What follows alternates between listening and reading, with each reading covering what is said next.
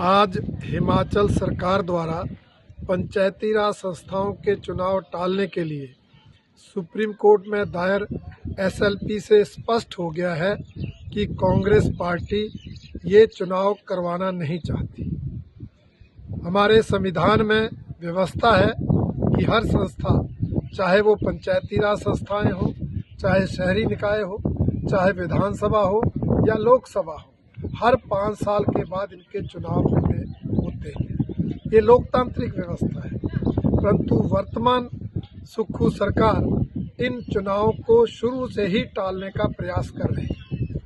पहले इन चुनावों को टालने के लिए संवैधानिक संस्था चुनाव आयोग से टकराव लिया, चुनाव आयोग के निर्देशों की पालना नहीं की, उनकी अधिसूचनाओं को नज़रअंदाज किया और फिर जब एक PIL में माननीय उच्च न्यायालय द्वारा निर्णय दिया गया कि 30 अप्रैल 2026 तक पंचायती राज संस्थाओं के चुनाव करवाएं, तब भी हमारे माननीय मुख्यमंत्री जी ने हाई कोर्ट की अवमानना करते हुए उस निर्णय पर टिप्पणियां व्यक्त की और आज SLP दायर होने से बिल्कुल स्पष्ट हो गया है कि ये सरकार लोकतंत्र में विश्वास नहीं करती, इसका रवैया तानाशाही पूर्ण है और पंचायती राज संस्थाओं, शहरी निकाय चुनाव के टालने के लिए हर संभव प्रयास कर रही है।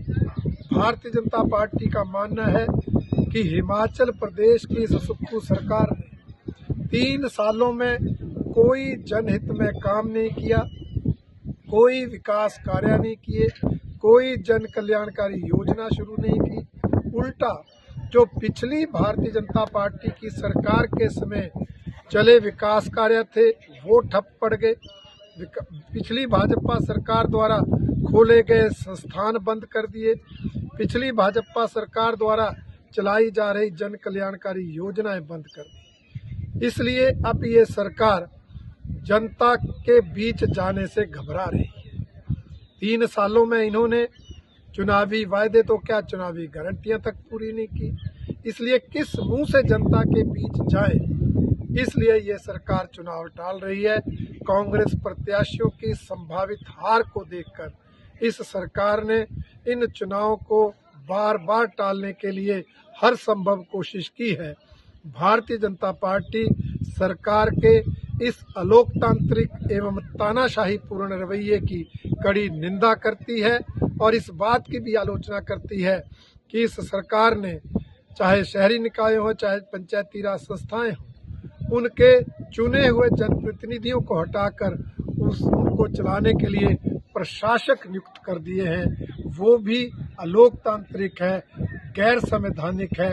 इसलिए भारतीय जनता पार्टी उसकी भी कड़ी निंदा करती है।